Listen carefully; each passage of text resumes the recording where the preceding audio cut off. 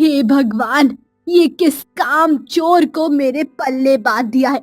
इतनी देर से ये अभी तक पोछा ही मार रही है। अरे घर के इतने काम बाकी है, बर्तन मांजने हैं, कपड़े धोने हैं और खाना भी बनाना है, और अभी तक तेरा पोछा ही नहीं लगा है। तू चाहती क्या है कि सारे काम मैं ही करूं और तू बस आराम ही करते रहे? अरे नहीं माँ, आप चिंता न करें, मेरा पोछा लगाने का काम पूरा हो ही गया है। ये काम खत्म करके मैं सारे काम खत्म कर दूंगी, आप चिंता न करें। अच्छा ठीक है, जल्दी काम करना, क्योंकि आज तेरे पिता आ रहे हैं। और हाँ, भूल से भी ये मत बताना कि मैं तुझसे ये सब काम करवाती हूँ, समझी ना? वरना मुझसे बुरा और कोई नहीं होगा। जी माँ, मैं नहीं बताऊंगी। तुझे तो पता ही है, उसे उठते ही भूख लग जाती है। रीमा ऐसा कह के वहाँ से चली जाती है। रेखा के पिता अलग अलग राज्य जाके व्यापार करते हैं और 1 महीने बाद ही घर आते हैं। दोपहर हो आती है और रेखा के पिता घर आ जाते हैं। रेखा, ओ रेखा, अरे कहाँ हो? जरा यहाँ तो आना, देख मैं तेरे लिए क्या लाया हूँ। अरे आप आ गए, मैं आपकी ही राह देख रही थी। अरे हाँ, वो सब तो ठीक है, पर रेखा कहाँ है? कहीं दिखाई नहीं दे रही है। और कहाँ होगी, सो रही होगी महारानी, कोई काम तो करती नहीं है। बेचारी मेरी माँ को ही सारे काम करने पड़ते हैं। आप कुछ बोलते क्यों नहीं हो पिताजी उसको? अरे कोई बात नहीं, अभी तो वो छोटी है, बड़ी हो जाएगी तो खुद ही काम करने लग जाएगी। इतनी बड़ी तो हो गई है, अब कितनी बड़ी और होगी? अरे कोई बात नहीं बेटा, मैं हूँ ना। मैं तो इस घर में आई ही थी रेखा का अच्छे से ध्यान रखने के लिए। आखिर वो है तो मेरी ही बेटी ना, सौतेली है तो क्या हुआ, हूँ तो मैं उसकी माँ ही ना। ये क्या पिताजी, आप सिर्फ उसके लिए उपहार लाए हो, मेरे लिए कुछ नहीं लाए? क्या मैं आपकी बेटी नहीं हूँ क्या? अरे नहीं नहीं पुत्री, मेरे पास अभी धन की थोड़ी समस्या है, पर अगली बार मैं तेरे लिए भी गहने लेके आऊंगा। तू चिंता मत कर, तेरे लिए तो मैं अभी सिर्फ चांदी की माला ही लाया हूँ। पर पिताजी, अरे कोई बात नहीं सीमा, तुम्हारे पिता ने कहा कि वो अगली बार तुम्हारे लिए भी ला देंगे, और तुम्हें तो खुश होना चाहिए कि तुम्हारे पिता ने तुम्हारी बहन के लिए इतना प्यारा गहना लिया है। अगर तुझे भी किसी दिन पहनना होगा तो पहन लेना, तेरी बड़ी बहन तुझे मना थोड़ी ना करेगी पहनने के लिए, क्यों रेखा, है ना?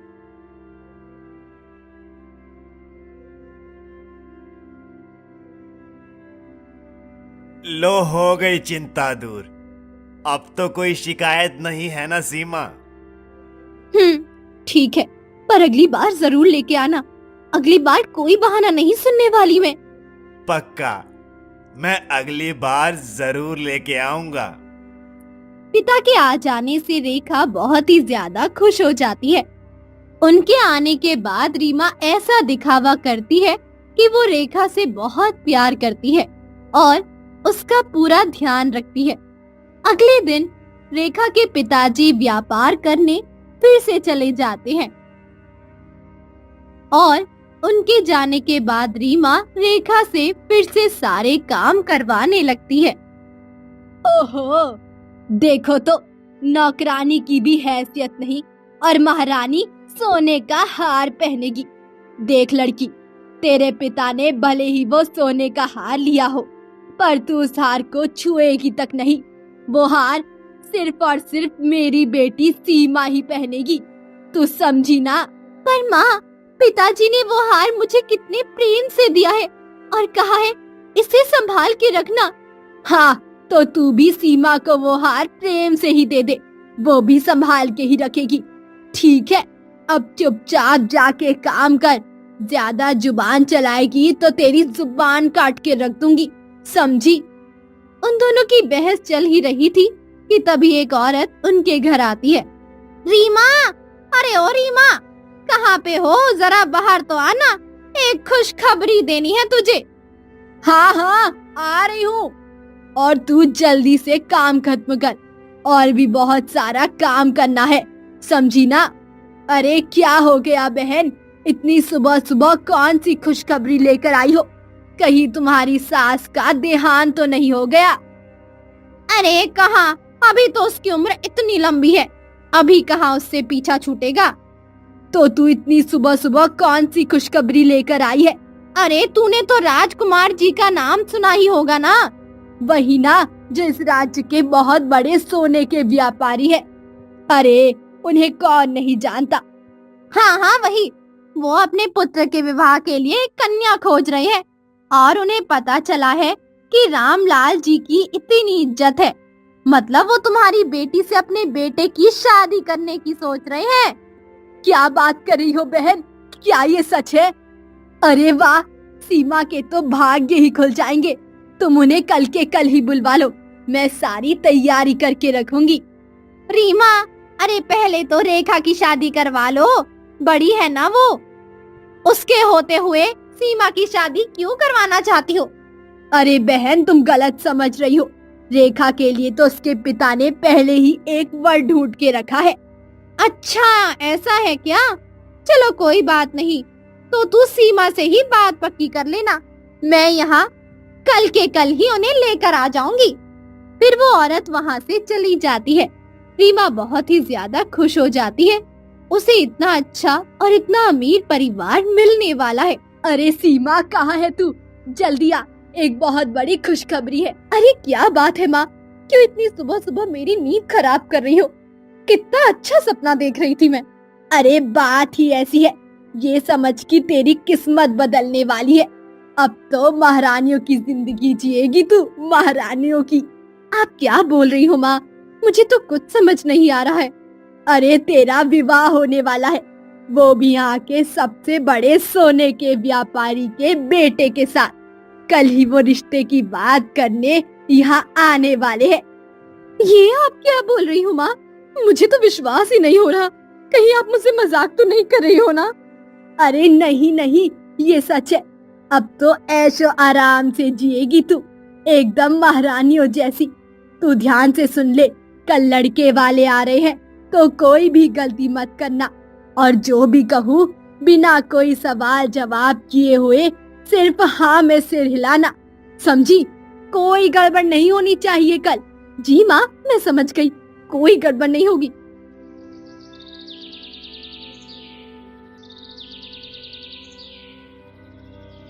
अरे आइए आइए, आपका ही इंतजार था। ये कौन है, क्या ये भी आपकी बेटी है? अरे नहीं नहीं, ये तो नौकरानी है, यहाँ काम करती है, मेरी तो एक ही बेटी है। पर हमें तो कहा गया था कि आपकी 2 बेटियां हैं। अरे वो उसकी तो बहुत पहले ही शादी हो गई थी, वो सब छोड़िए आप, और देखिए सीमा भी आ गई है। प्रणाम। लड़की तो बहुत सुंदर है, क्या आता है तुम्हें करना? मतलब घर का सारा काम तो कर लेती हो ना? घर के काम? तो क्या आपके घर में नौकर नहीं है? नौकर तो है, पर हम सर्वगुण संपन्न बहू ढूंढ रहे हैं जो घर के सारे काम करना जानती हो और हिसाब किताब भी कर लेती हो। हाँ हाँ, तो इसे हिसाब करना तो आता ही है, बस खाना बनाना नहीं जानती है, पर शादी के बाद ये सब भी सीख जाएगी। पिताजी, आपको तो सर्वगुण संपन्न बहू चाहिए ना, तो क्यों ना आप मेरी शादी इस नौकरानी से कर दे। मुझे ये बहुत पसंद आई है और इसे घर के सारे काम भी करने आते हैं और हिसाब किताब भी कर लेती है, क्यों, है ना? हाँ कर लेती हूँ, पर बात तो तुम्हारी सही है। तो बताओ बेटी, क्या तुम मेरे पुत्र से विवाह करने के लिए तैयार हो? माफ कीजिए, पर ऐसा नहीं हो सकता, ये आपसे विवाह नहीं करेंगी। अगर आपको विवाह करना ही है तो आपको मेरी पुत्री से ही करना होगा। पर ये मेरे साथ विवाह क्यों नहीं कर सकती है? क्योंकि इसकी शादी कहीं और ही तय हो चुकी है। लड़के को ऐसा कहते ही रीमा रेखा को घूर घूर के देखने लगती है और इशारा करती है। माफ कीजिए, पर मैं सिर्फ उनसे ही शादी करूंगी। वो भले ही आपकी तरह अमीर ना हो, पर मुझे वो पसंद है। देखा आपने, मैंने तो पहले ही कहा था कि वो नहीं कर सकती। अब आप मेरी पुत्री को ही देखिए, ये कितनी सुंदर है। ऊपर से हिसाब किताब भी कर लेती है। बस खाना बनाना नहीं आता, वो भी सीख लेगी। माफ कीजिएगा, मेरे बेटे को आपकी बेटी पसंद नहीं आई। आपकी बेटी से ज्यादा तो आपकी नौकरानी खूबसूरत है और सारे काम में भी निपुण है। पर मेरी बात तो सुनिए। नहीं, अब हम कुछ नहीं सुनने वाले। ऐसे ही ठीक है, अब हम चलते। अब चुप हो जा, तू चिंता मत कर, मैं तेरे लिए भी इससे अच्छा रिश्ता लेकर आऊंगी। तू बस हिम्मत रख। हाँ सीमा, माँ ठीक कह रही है। तू तो चुप ही कर मनहूस। तेरी ही वजह से आज लड़के वाले मेरी बेटी को मना करके चले गए। पर माँ, भला इसमें मेरी क्या गलती थी? हाँ हाँ, सारी गलती तो मेरी ही है, जो मैं तुझे पाल पोस रही हूँ। तेरी माँ तो तुझे पैदा करके चली गई ताकि तू दूसरों की खुशियों में नजर लगा सके। तू इस घर के लिए अशुभ है, अशुभ। मैं पहले तेरी ही शादी करके निपटाऊंगी, तभी जान छूटेगी तेरी जैसी मनहूस से। हे भगवान, पता नहीं मुझे मनहूस क्यों कहती रहती है माँ। मैंने तो कभी कुछ ने उल्टा नहीं किया, जैसा माँ ने कहा वैसा ही किया। फिर भी अगर लड़के वाले मना करके चले जाते हैं तो इसमें मेरी क्या गलती है भगवान, मेरी क्या गलती है? माँ, आज उस मनहूस के वजह से मेरे हाथ से इतना अच्छा रिश्ता निकल गया। मैं उसे कभी माफ नहीं करूंगी, कभी नहीं। आप उसका कुछ करती क्यों नहीं? तू चिंता मत कर, अब देख मैं उसके साथ क्या करती हूँ। ऐसा क्या करने की सोच रही हूँ माँ? उसने तेरी शादी नहीं होने दी ना, तो मैं भी उसकी शादी किसी अच्छे घर में तो बिल्कुल नहीं होने दूंगी। एक ऐसे लड़के के साथ उसका विवाह करवाऊंगी जो हद से भी ज्यादा गरीब हो। फिर पता चलेगा उस मनहूस को और जान छूटेगी हमारी। पर माँ, पिताजी पिताजी का क्या? पिताजी तो कितना प्यार करते हैं उससे। अगर उन्हें ये सब पता चल गया तो क्या वो गुस्सा नहीं करेंगे? अरे तो उसकी चिंता मत कर, ऐसा जाल बिछाऊंगी कि चित भी मेरी होगी और पट भी मेरी ही होगी। वो दोनों योजना बना रही थी, तभी एक आदमी उनके घर आता है। अरे कोई है क्या घर में? ये आवाज कौन लगा रहा है? चलो चल के देखते हैं माँ। अरे क्या हो गया है? क्यों बुला रहे थे? कुछ बेचने आए हो क्या? अरे नहीं नहीं, मैं यहाँ कुछ बेचने नहीं बल्कि रामलाल जी का संदेश लेके आया हूँ। क्या, पिताजी का संदेश?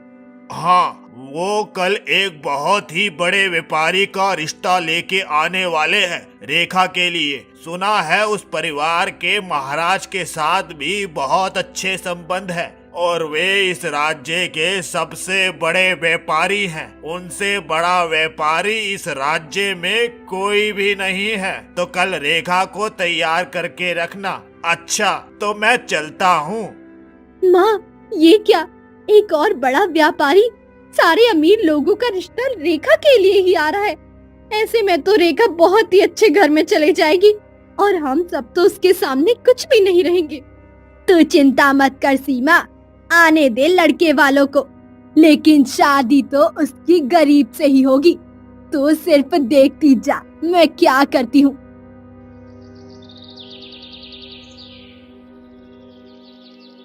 अगले ही दिन रेखा के पिता रेखा के लिए रिश्ता लेके आते हैं।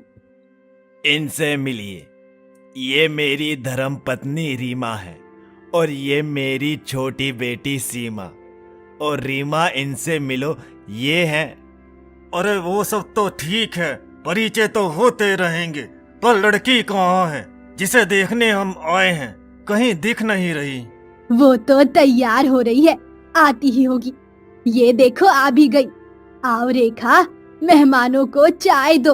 वाह, तुमने जैसा कहा था रामलाल, तुम्हारी बेटी उससे भी ज्यादा सुंदर है। मुझे लड़की देखकर ही पसंद आ गई। अरे इतनी भी क्या जल्दी है भाई साहब, दोनों को आपस में बातें करने दीजिए, आपस में एक दूसरे को समझने दीजिए। जब दोनों एक दूसरे को देख ले, बात कर ले, पसंद कर ले, उसके बाद ही तो हम रिश्ता पक्का समझेंगे। हाँ हाँ, बिल्कुल सही कह रही है। जाओ बेटा, जाकर मिलो, और हाँ, अच्छे से बात करना, शर्माना मत, ठीक है? जी पिताजी, मैं समझ गया। दोनों अकेले में बात करने चले जाते हैं। मैं उन्हें बुला के लाती हूँ, काफी देर हो गई है। हाँ हाँ, जल्दी लेके आओ, आगे की बात भी तो करनी है। तो कैसी लगी आपको हमारी रेखा? हमें तो रेखा बहुत पसंद है और बहुत संस्कारी भी लगी। हमें तो ये रिश्ता मंजूर है। पर माफ कीजिए, रेखा को ये रिश्ता मंजूर नहीं है। क्या? ये आप क्या कह रही हो? है वो क्या है ना, रेखा आपसे कहने से डर रही थी।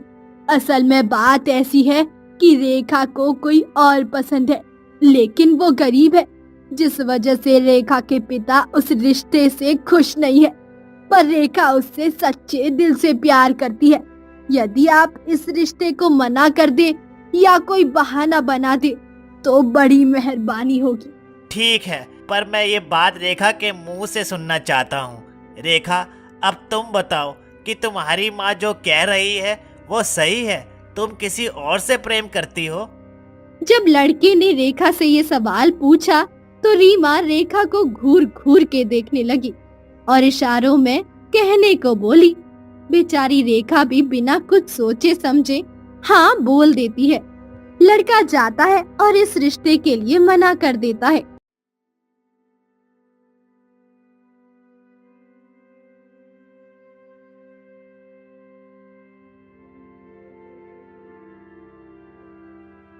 हाँ, पर ये मुझे पसंद नहीं आए पिताजी।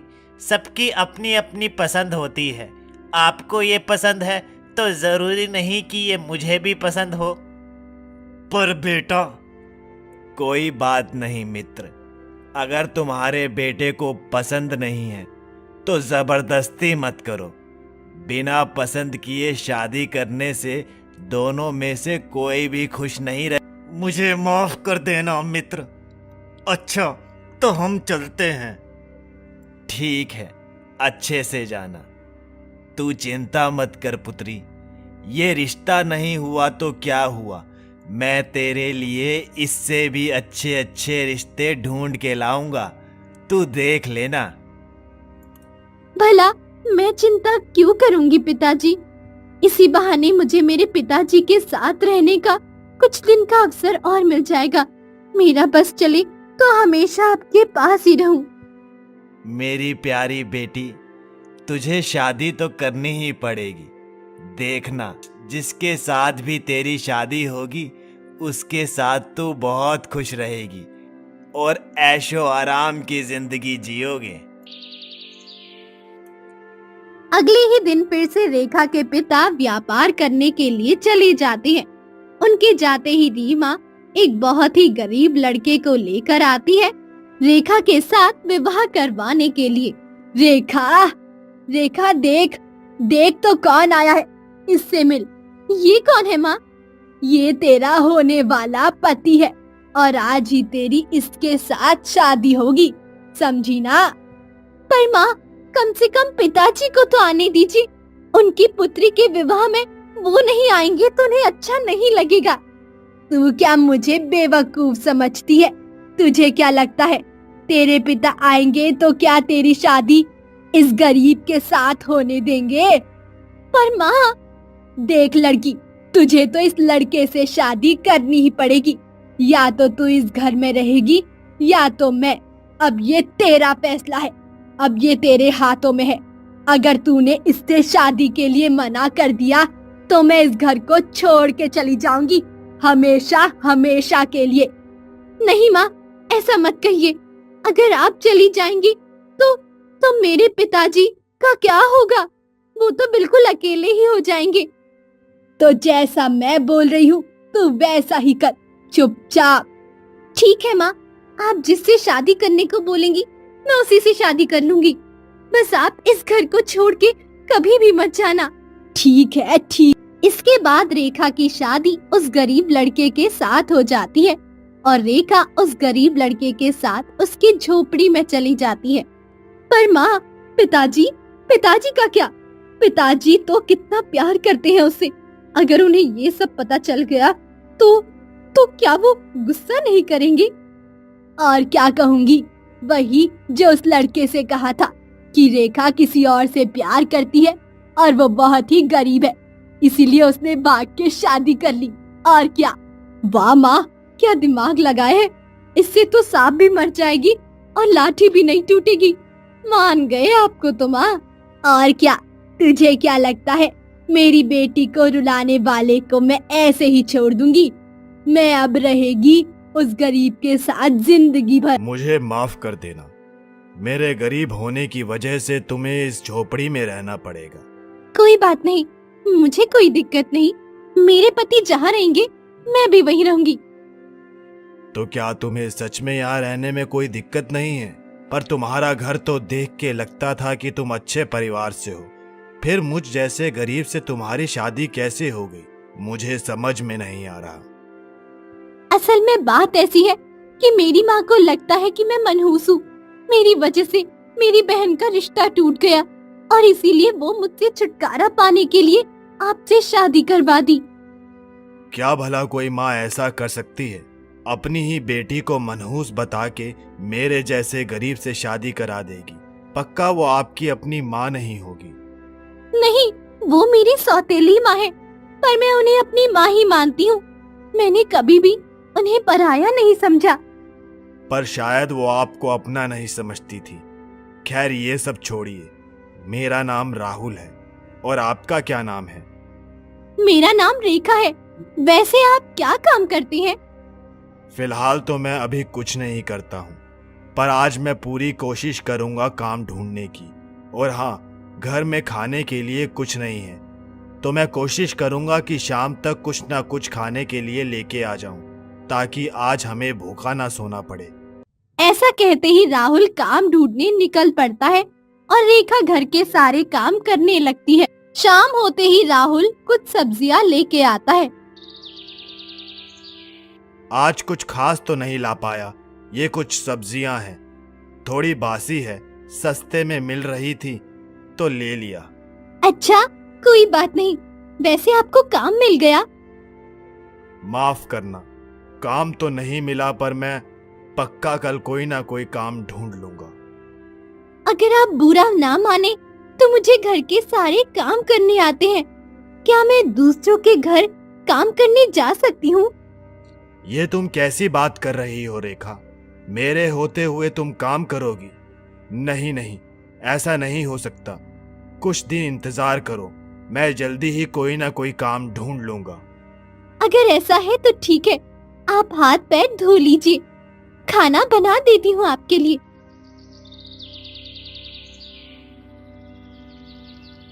अगले दिन फिर से राहुल काम ढूंढने निकल जाता है और इस बार राहुल को मजदूर का काम मिल जाता है और ये बात राहुल घर आके रेखा को बताता है। रेखा, इस मजदूर को काम मिल गया। अगर आप बुरा ना माने तो मैं आपको एक सुझाव दूं, जिससे आप अच्छे पैसे कमा सकती हैं और इतनी मेहनत भी नहीं करनी पड़ेगी। अरे हाँ हाँ, क्यों नहीं।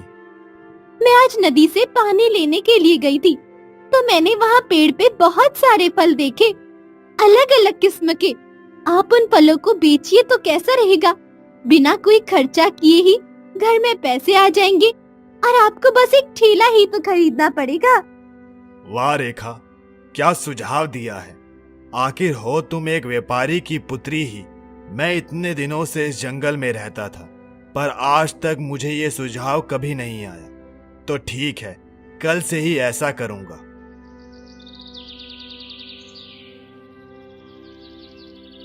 अगले दिन राहुल रेखा के कहने पे पेड़ों से फल तोड़ने के लिए निकल जाता है और उसके ताजा ताजा फलों को देखकर उसकी बिक्री भी बहुत बढ़ जाती है।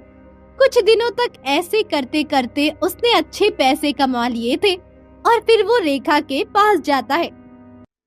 देखो रेखा, तुम्हारे कहने पर मैंने इतने दिनों में ही इतने पैसे कमा लिए। अब हम इससे एक अच्छा घर खरीदेंगे, तब क्या कहती हो? घर तो हम बाद में भी खरीद सकते हैं, पर मैं चाहती हूँ कि आप बाजार में एक दुकान खरीद लें। उसके बाद आप अभी जितना कमा रही हैं, उससे कई गुना ज्यादा कमा पाएंगे और हम बहुत बड़ा घर खरीद पाएंगे।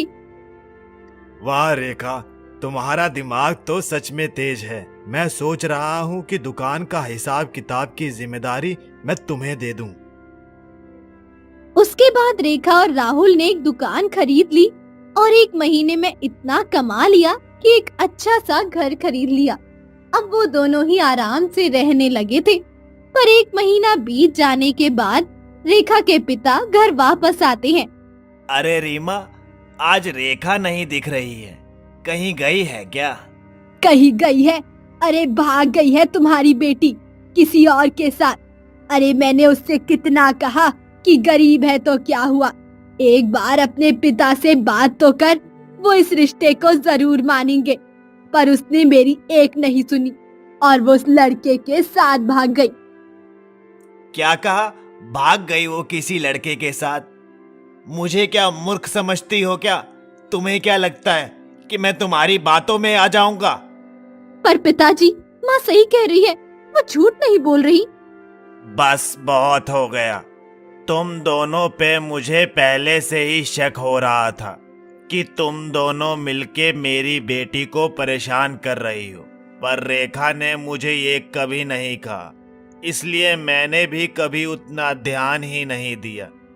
तुम्हें क्या लगता है रेखा मेरी बेटी बिना बताए मुझे चली जाएगी?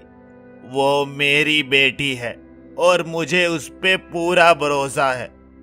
सच सच बताओ कि कहाँ है, वरना समझ लेना कि आज के बाद हमारा रिश्ता खत्म। अरे नहीं नहीं, आप कृपया करके ऐसा मत बोलिए, मुझे माफ कर दीजिए। हाँ, ये सच है कि वो भागी नहीं है। मैंने उसकी शादी एक गरीब और फटीचर के साथ जबरदस्ती करा दी। क्या कहा? जबरदस्ती शादी कर दी? अरे कैसी औरत हो तुम, माँ के नाम पे कलंक हो।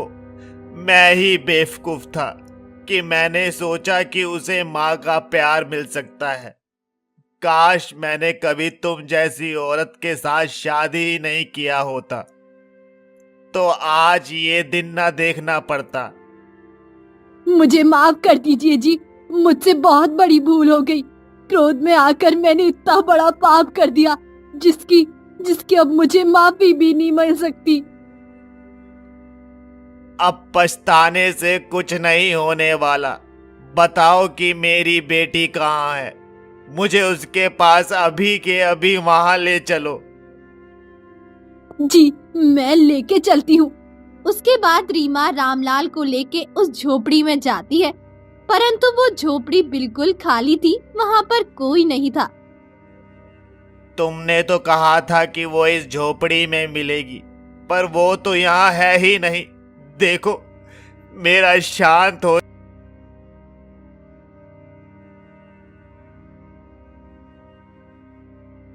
मैं कसम खाकर कहती हूँ जी, वो लड़का जिससे मैंने शादी करवाई थी वो यही रहता था, पर पता नहीं कैसे वो यहाँ नहीं है। मेरा विश्वास करे, मैं सच बोल रही हूँ। अरे क्या हो गया? आप राहुल को ढूंढ रहे हो क्या, जो यहाँ पर रहता है? जी, क्या आपको पता है कि वो हमें कहाँ मिलेगा? हाँ हाँ, असल में वो अब गरीब नहीं रहा। उसकी शादी होने के बाद मानो उसकी किस्मत ही बदल गई हो और उसने अब खुद का एक घर खरीद लिया। वो आपको शहर में मिलेगा। आप किसी से भी पूछेंगे तो वो लोग आपको उसका ठिकाना बता देंगे। आपका बहुत बहुत धन्यवाद माँ। फिर वो दोनों शहर चले जाते हैं और कुछ लोगों से पूछने के बाद उन्हें वो घर मिल जाता है। अरे पिताजी, आप यहाँ? आपको कैसे पता चला कि? मुझे माफ कर देना बेटी, मुझसे क्रोध में बहुत बड़ी भूल हो गई।